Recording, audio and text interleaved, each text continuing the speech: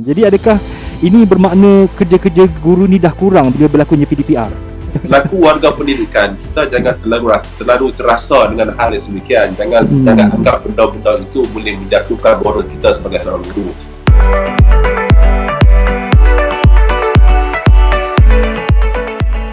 Setahun lalu ketika pengajaran dan pembelajaran dalam rumah atau PDPR diperkenalkan, ramai yang masih teraba-raba, yang keliru, termasuklah guru-guru dan juga murid-murid dan juga mak bapak juga. Tapi hari ini Alhamdulillah nampaknya semua pihak dah serasi, dah faham dengan PDPR dan pelaksanaan ini lebih lancar lah orang katakan. Tetapi apa yang saya tak faham ya, sejak PDPR 1.0 sampailah PDPR 3.0 ni, ramai lagi suara-suara sumbang yang kutuk cikgu-cikgu, ada yang kata menyalahkan guru-guru, ada yang kata cikgu tak efisien lah, ada yang kata buat kerja mudah lah, ada yang kata makan gaji buta lah, macam-macam lagi yang negatif. Kesian cikgu-cikgu kita ni. Okey. Jadi Buah Bestari edisi ke-12 hari ni kita nak bincangkan mengenai PDPR. Jangan hanya pandai kecam cikgu. Okey. Jadi untuk itu kita bersama dengan seorang guru yang merupakan Presiden Kesatuan Guru-Guru Melayu Malaysia Barat, Cikgu Jasni Mat Kecil. Assalamualaikum Cikgu Jasni. Assalamualaikum warahmatullahi wabarakatuh. Selamat bertemu kembali. Ya, Alhamdulillah Cikgu. Apa khabar Cikgu? Sihat Sihat Alhamdulillah. Alhamdulillah. Baik Cikgu. Tajuk kita hari ni adalah jangan hanya pandai kecam cikgu. Itu macam hangat juga topik ni kan. Baik Cikgu. Bila cikgu dan juga rakan-rakan guru lain dengar alamak kena sekali lagi PDPR, apa yang cikgu, penerimaan cikgu-cikgu dan rakan-rakan cikgu? Okey, satu soalan yang saya ramai dan selalu diajukan kepada setiap orang guru, apa perasaan, macam mana penerimaan cikgu? Sebenarnya bagi saya selaku seorang guru yang bertugas di Pejabat Pendidikan, saya rasa cikgu kita sekarang ni memang menerima PDPR dengan baik. Sebab mau tidak suka tidak suka, kita kena mengharungi juga PDPR ni. Sebabnya ini kita tak tahu bila akan berakhir. Dan untuk itulah kita yakin semua cikgu akan mengajar dengan baik, akan mengajar dengan bersungguh-sungguh, sebabnya mengajar itu menjadi sedekah kepada mereka, kepada kita semua, dengan semata-mata untuk memberi ilmu kepada anak didik kita. InsyaAllah jika kita buat yang terbaik, suatu hari nanti orang juga akan membalas untuk anak kita buat yang terbaik, insyaAllah. Itu pandangan yang pertama. Ya, cikgu nak tanya sikit lah, antara cikgu-cikgu senior dengan cikgu-cikgu junior, mana yang selesa dengan PDPR ni? Baguslah soalan. Sebenarnya kalau nak diambil kira secara umumnya lah, memanglah yang cikgu-cikgu yang junior ni dia dah mahir, dia dah hebat, dah terdedah dengan ICT, terdedah dengan peranti, terdedah dengan internet. Cikgu-cikgu yang senior ni, barangkali nak kata senior sekarang pun, kalau zaman sekarang saya pun dah 2 tahun nak pencen lagi, dah memang waktu tu pun dah terdedah dengan internet dah. Nak kata terlalu mundur dengan internet, terlalu mundur dengan peranti, tak lah saya rasa. InsyaAllah kami ini tanding juga dengan guru-guru yang baru, insyaAllah. Ya, itu kita mahu. Jadi cikgu, sebelum kita tahu PDPR ni jadi popular lah kira selepas berlakunya COVID-19. Jadi tapi sebelum ni pernah tak ada pembelajaran secara maya dalam talian seperti sekarang ni? Okey, secara ikhlas sebelum ni kalau nak ada pun persennya kita kata agak sedikit sahaja, kalau dibuat pun hanya secara tidak langsung, tak tahu pun bahawa itu PDPR. Tetapi secara keseluruhannya PDPR ini tidak pernahlah diajar di universiti, tidak pernahlah diajar di maktab-maktab guruan. Walau bagaimanapun cikgu-cikgu calon-calon yang bakal menjadi guru, saya yakin semuanya sudah pun terdedah dengan kaedah pembelajaran pensyarakat dengan guru-guru, calon guru di rumah. Contohnya memberi assignment, memberi kerja berkumpulan, memberi kerja khusus. Maknanya kita telah terbiasa sebenarnya. Contohnya satu lagi, dulu juga ada PJJ tu lah, pendidikan jarak jauh. Ada juga cikgu-cikgu yang secara online dengan pensyarah, maknanya dah terbiasa. Cumanya dengan murid-murid, dengan pelajar belum terbiasa. Saya yakin lah. Kalau biasa pun barangkali setengah sekolah sahaja yang memiliki kelajuan internet, memiliki komputer yang banyak, yang hebat. Barangkali sekolah-sekolah yang hebat tu ada. Tapi secara keseluruhannya bagi saya, setahu saya lah, tidak ada. Sedikit tambahan lah bila mengajukan soalan sebegini. Ya, silakan. Saya nak saya nak menyerukan Kementerian Pendidikan Malaysia melihat kembali, Kementerian Pendidikan Malaysia dan juga universiti-universiti melihat kembali kurikulum yang diajar kepada calon-calon guru kita, iaitu masukkan unsur-unsur PDPR dalam silibus, dalam konten pengajaran untuk bakal guru. Contohnya, saya nak bagi contohnya, kalau sebulan mereka belajar secara bersemuka, barangkali macam mana satu hari cikgu tu mengajar secara PDPR. Jadi keesokannya membuat penilaian kembali, adakah berkesan atau tidak berkesan. Sebenarnya benda ni dia kena praktikal, barulah kita tahu apa masalah. Jadi masa menjadi calon lagi, sepatutnya mereka telah pun terbiasa dengan kan? Paling kurang sebulan sekali ke, ataupun buatlah macam mana. Itu maksud saya, kurikulum perlu diubah lah. Ya, betul. Saya sebenarnya baru nak tanya mengenai perkara itu. Maksud dia perlu silibus pengajaran guru-guru ni diubah. Tapi Cikgu Jas ni dah boleh baca minda saya. InsyaAllah. Cikgu, yelah, kita balik pada isu lah kan. Tajuk kita pun banyak pihak yang pandai kejam cikgu. Kalau tengok ada setengah-setengah mak bapak, kalau kita baca di media sosial, yang kata mereka dah terpaksa buat kerja guru sedikit. Jadi adakah ini bermakna kerja-kerja guru ni dah kurang bila berlakunya PDPR? Sebenarnya bagi saya kecaman bukanlah masyarakat kecam. Masyarakat hanya memberi pandangan. Memberi pandangan itu barangkali agak kadang-kadang dia agak terkasar sedikit. Selaku warga pendidikan, kita jangan terlalu terasa dengan hal yang sedemikian. Jangan anggap benda-benda itu boleh menjatuhkan moral kita sebagai seorang guru. Jadikan ia sebagai satu cabaran untuk kita menguatkan accountability kita, rasa kebertanggungjawab kita sebagai seorang guru, untuk cuba membuat sedaya upaya, membuat sehabis yang baik kepada anak didik kita.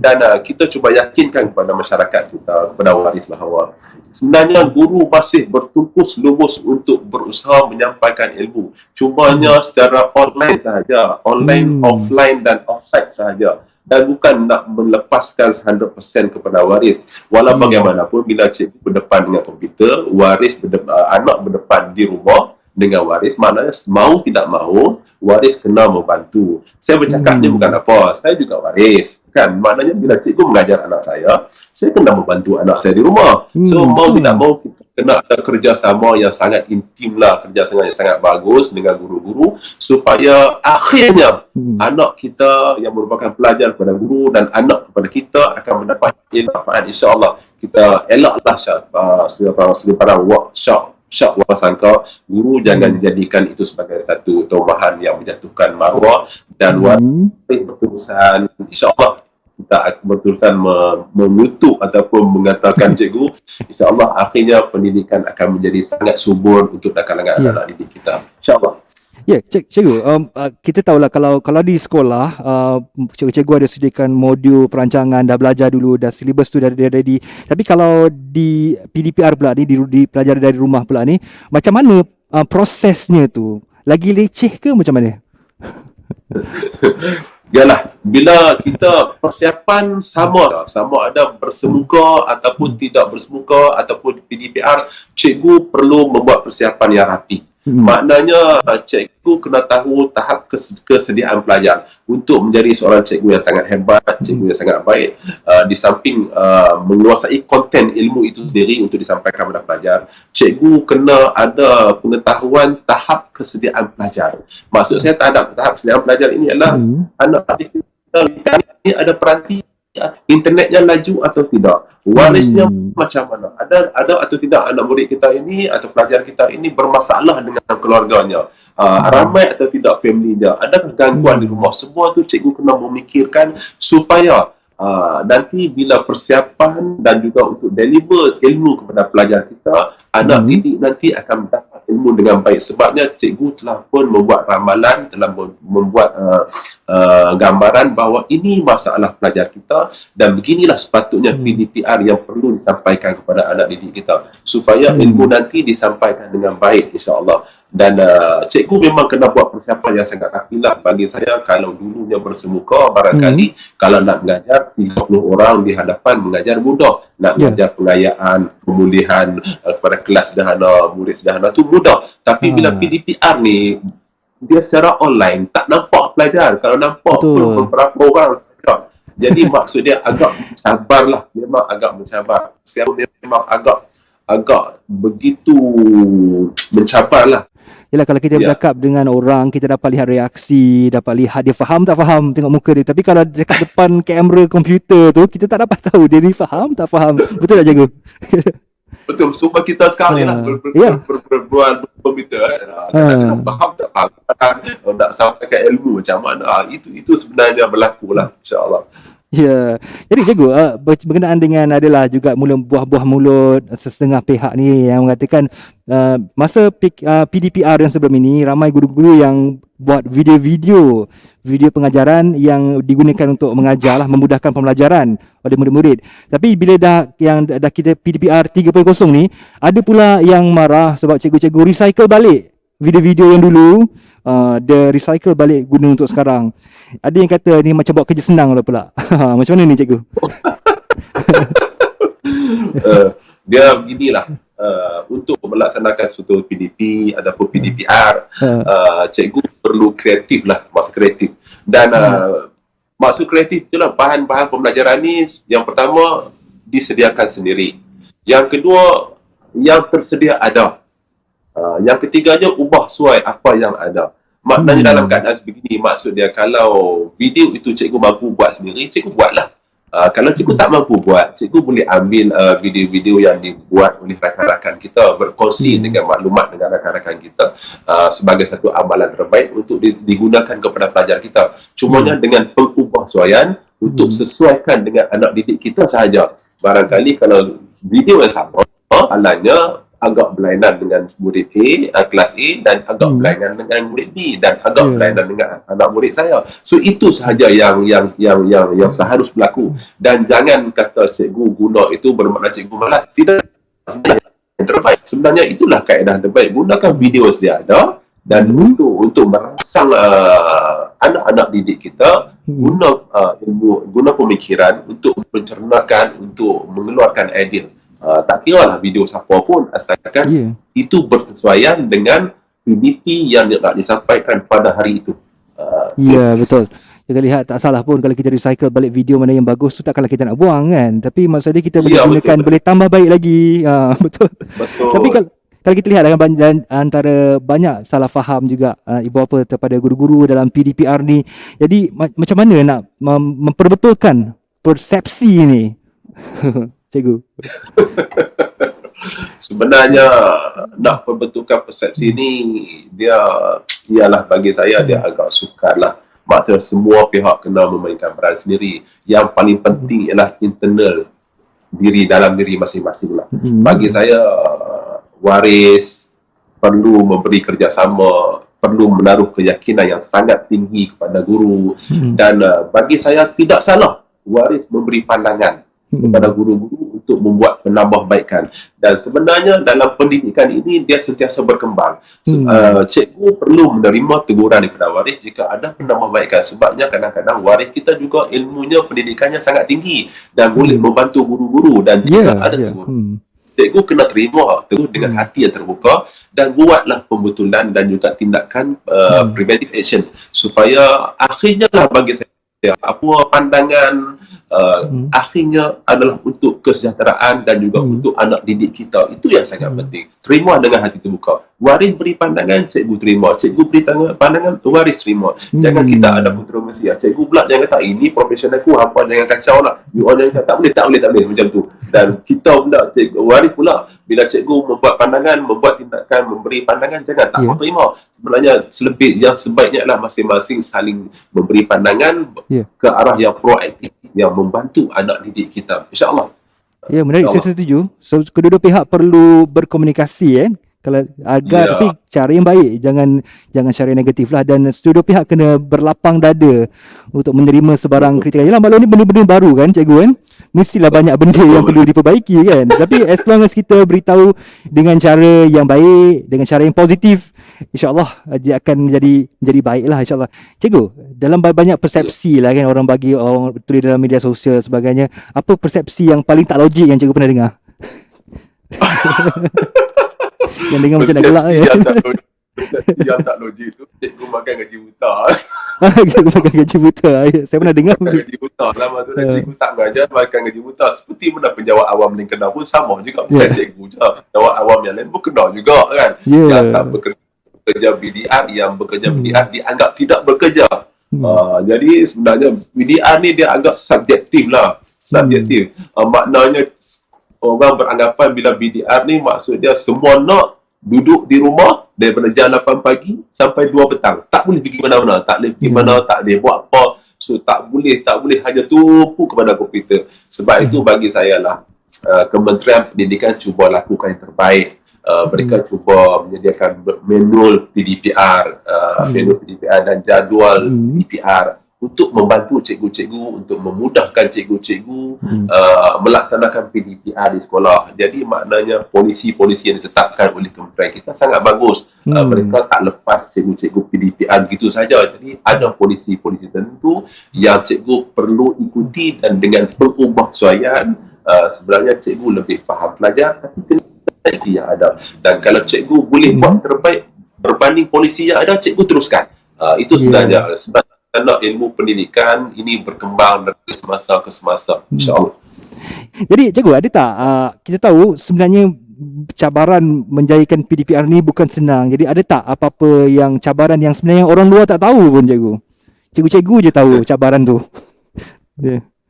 Untuk melaksanakan PDPR ni sebenarnya cabarannya sangat tinggi. Yang tadi saya sebutlah sebenarnya bila menggunakan online, jadi murid di rumah, cikgu di tempat juga di rumah, cikgu kena buat persiapan yang agak lebih sebabnya menggunakan peranti. Sebenarnya di samping itu kita kena ingat cikgu bukan sahaja semata-mata mengajar online sahaja. Dalam PDP itu ada satu lagi elemen, iaitu elemen penilaian ataupun disebut juga pentaksiran. Di samping cikgu mengajar, murid belajar, cikgu juga akan mentaksir pelajar kita. Sama ada mereka pelajar ini dapat mengikuti, dapat menguasai atau tidak isi pelajaran yang disampaikan. Dan untuk makluman, sekarang ni cikgu-cikgu telah pun kena mengisi tahap penguasaan pelajar, iaitu daripada bulan Mac hingga bulan Jun, menilai kembali pelajar kita adakah menguasai ataupun tidak menguasai tahap penguasaan mereka pada tahap mana, tahap 1 ke, tahap 2 ke, tahap 3 ke, tahap 4 ke, tahap 5 ke, tahap 6. Semua memerlukan kepada professional judgment, iaitu tahap penilaian yang sangat tinggi supaya untuk memberi tahap penguasaan pelajar kita.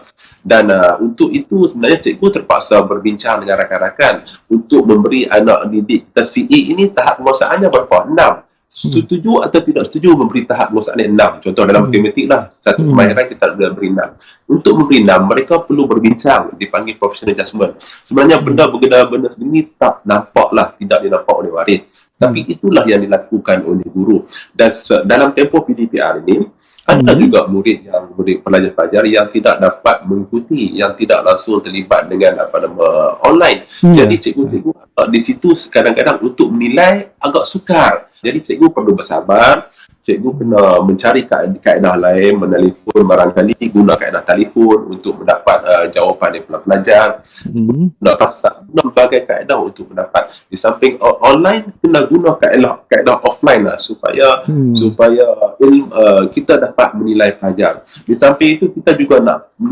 beritahu kepada masyarakat bahawa cikgu bukan sekadar mengajar, mereka juga perlu mengisi penglibatan pelajar. Berapa orang yang terlibat secara offline, berapa orang yang terlibat secara online, berapa orang yang terlibat secara offline. Semua ini perlu diisi untuk dihantarkan kepada pihak-pihak yang bertanggungjawab, kepada pihak PPD, pihak sekolah PPD juga kementerian. Kenapa perlu diisi? Sebabnya data-data ini suatu hari nanti akan digunakan sebagai satu kajian untuk membuat penambahbaikan.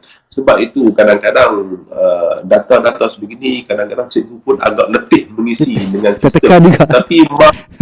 Tapi bagi saya lah, seorang presiden kesatuan, mahu tidak mahu, suka tidak suka, isilah. Sebabnya data-data sebegini suatu hari akan diguna pakai untuk membuat kajian untuk generasi kita pada masa akan datang. Isilah secara ikhlas, isilah secara jujur, untuk kebaikan sistem pendidikan negara kita juga. Cikgu, secara jujur antara rumah antara pembelajaran dari rumah dengan di sekolah, mana yang cikgu prefer? Mana yang cikgu? Sejarah judolah maknanya kalau tanya 10 orang pun saya rasa 10 pun suka di sekolah lah. Kenapa suka di sekolah? Sekolah, Sebabnya ya. kita memberi seluruh tumpuan, seluruh fokus kita kepada pendidikan anak-anak di sekolah. Melihat pelajar di depan mata kita, boleh high tech and high touch. Maksudnya selagi tinggi teknologi, selagi tinggi sentuhan kita kepada boleh dengan sentuhan hati nurani anak-anak didik kita. Maksudnya memberi teguran, membimbing anak didik kita. Tapi kalau secara online ini maknanya dia agak terbatas sikit lah. Terbatas, nak nasihat banyak nanti pun maksudnya PDPR nanti terganggu. Tapi mau tak mau nasihat juga, tapi agak terbatas lah. Jadi kalau secara intinya, kalau tanya saya lebih suka bersemuka lah di sekolah. Sebabnya institusi pendidikan ini dia akan berkembang. Tapi mau tidak mau, kalau berlaku pandemik, kita kena buatlah selagi yang mungkin. Macam sekarang ni PDPR. Mau tidak mau. Itu dia. Jadi tak timbul lah isu makan gaji buta sebab guru-guru bukan nak PDPR. Mereka terpaksa melakukannya sebabkan pandemik COVID-19. Kalau boleh, nak belajar, nak mengajar di sekolah. Kan? Ya, insyaAllah. Ya baik, cikgu. Kalau kita... Kita jangan ambil hati. Itu tanggapan. Biarlah. Ya, tak apa Cikgu, kita faham perkara ni, PDPR ni benda baru. Walaupun cikgu-cikgu dah buat terbaik, tapi mungkin ada benda-benda yang perkara-perkara yang boleh diperbaiki. Jadi mungkin cikgu sebagai seorang guru yang boleh katakan senior, ada tips-tips seperti dikongsikan kepada guru-guru yang menjalankan PDPR sekarang ni.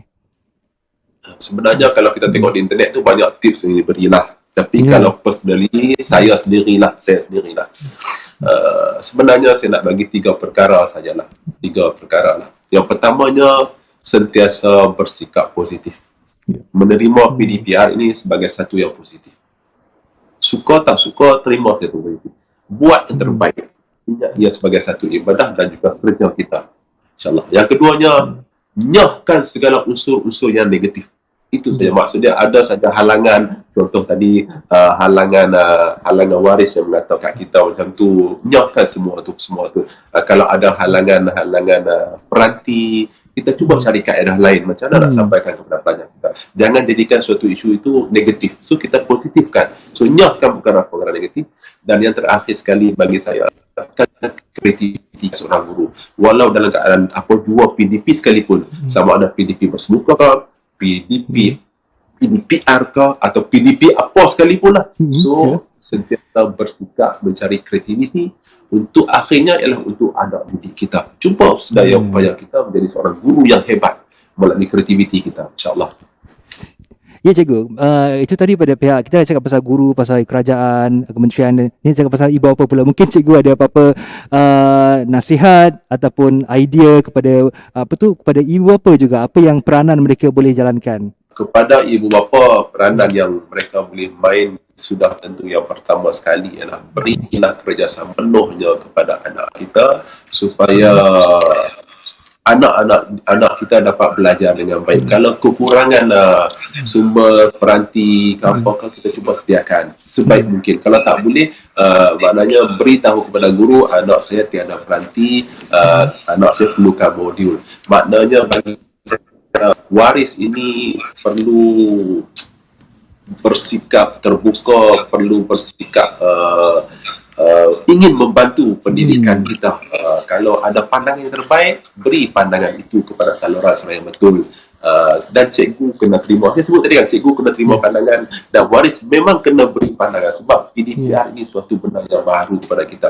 Kalau kita nak maju, kita jangan simpan ilmu, kita beri pandangan, kita sentiasa membuat tindakan pembetulan jika ada berlaku kesalahan di mana-mana yang cikgu melakukan kesalahan ataupun kekurangan. Kita beri pandangan tindakan pembetulan supaya berlaku preventive action, tindakan pencegahan dia tidak akan berlaku lagi dah. So akhirnya maknanya yang rumusannya cikgu waris ini sentiasa perlulah memberi kerjasama kepada guru, kepada anak kita supaya akhirnya pendidikan berlaku dengan subur dan baik, InsyaAllah. Cikgu Jasni, ada tak yang anak-anak murid yang tanya, bila lah nak balik sekolah ni, tak sabar nak pergi sekolah balik ni?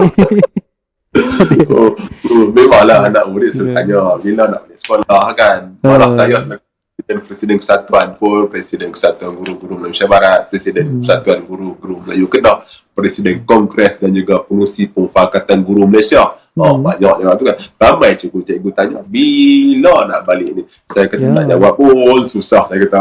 Nak jawab bila? Sebab selagi pandemik ni berlaku, selagi kerajaan membuat keputusan bahawa seharusnya berlaku PDPR, kita terimalah dengan hati terbuka. Itulah antara PDP yang terbaik yang kita harus berlaku pada ketika ini. Dan nak jawab soalan tadi tu, begitulah maknanya. Terimalah. Kalau kerajaan umum nanti, kita kembali ke sekolah. InsyaAllah. Cikgu, mungkinlah kepada pihak kementerian atau pada pihak kerajaan, pada pandangan cikgu, apa yang boleh lagi diperbaiki lagi PDPR ni, penambahbaikan untuk masa akan datang? Itu bagi saya memanglah ada yang berungut, ada yang mengatakan pandangan-pandangan masyarakat, ada yang mengatakan PDPR kita ini masih kurang berkesan. Memanglah kita akuilah kadang-kadang memang tak berkesan tu disebabkan oleh faktor-faktor tertentu lah, peranti ataupun internet ataupun sebagainya. Dan bagi saya, apa yang harus dilakukan oleh semua entiti masyarakat perlu memainkan peranan penting. Yang pertama barangkali ialah kerajaan. Kerajaan insya-Allah sentiasa berusaha untuk menyediakan peranti, sekarang untuk menyediakan peranti kepada pelajar kita, dan sebaik mungkin sediakanlah internet secara percuma kepada pelajar kita secara menyeluruh. Itu sebenarnya satu yang sangat membantu. 2/5 ini kalau diselesaikan, maksud PDPR ini akan berlaku dengan baik. Dan kepada guru, bagi saya cubalah tingkatkan kreativiti supaya penyampaian PDPR kita sentiasa berkualiti dan kita sentiasa dilihat seorang guru yang accountability tinggi, rasa bertanggungjawab tinggi, buat rasa lebih baik. Sebabnya kita mengajar PDPR ni waris melihat kita. Kita kena ingat tu, waris sentiasa melihat kita. Kalau kita mengajar di sekolah, waris tak nampak sangat. Tapi kalau PDPR ni maksudnya waris dekat dengan kita, memerhati kita sejauh mana kita mengajar, kesungguhan kita mengajar macam mana. Jadi untuk itu saya menyeru para rakan guru kita yang telah sentiasa rajin lagi lah supaya kita dilihat seorang guru yang sangat ikhlas. Kepada masyarakat, bagi saya insya-Allah berilah sokongan, berilah dorongan, berilah pandangan terbaik kepada guru kita agar sistem pendidikan kita sentiasa berkembang maju. InsyaAllah. Alhamdulillah. Terima kasih Cikgu Jasni kerana bersama dengan Abang Bestari pada minggu ini. Alhamdulillah banyak input-input terbaik yang dah kita dengar. InsyaAllah manfaat kepada semua pihak, kepada mak bapak, kepada guru-guru dan juga pada pihak berkuasa. InsyaAllah dapat kita pelajari dan kita hayati. InsyaAllah. Terima kasih banyak Cikgu Jasni. Baik, apa yang dapat kita simpulkan daripada perbincangan kita pada ini? Banyak perkara. Antaranya perlu wujud komunikasi yang sihat antara guru-guru dan juga ibu bapa. Dan kepada ibu bapa atau mana-mana pihak pula, janganlah kita menggunakan kata-kata cara-cara yang negatif, kata-kata yang kesat dan sebagainya di media sosial atau yang boleh mengguris hati guru-guru. Lontarkan pandangan anda secara sihat, secara positif, kerana atau lagi baik kalau dapat bagi idea penambahbaikan. Jangan tahu kutuk sahaja, kena belajar-belajar bagi idea terbaik. InsyaAllah apapun ini semua adalah untuk terbaik kepada generasi pelajar-pelajar kita. Semoga mereka dapat result mendapatkan pendidikan yang terbaik. Okey, nampaknya sampai di sini saja Boal Bestari edisi ke-12. Jangan lupa like, share Boal Bestari melalui Instagram, Facebook dan YouTube GPS Bestari, Sinar Plus dan juga Sinar Harian. Saya Adi Akmal Syahrom. Assalamualaikum warahmatullahi wabarakatuh.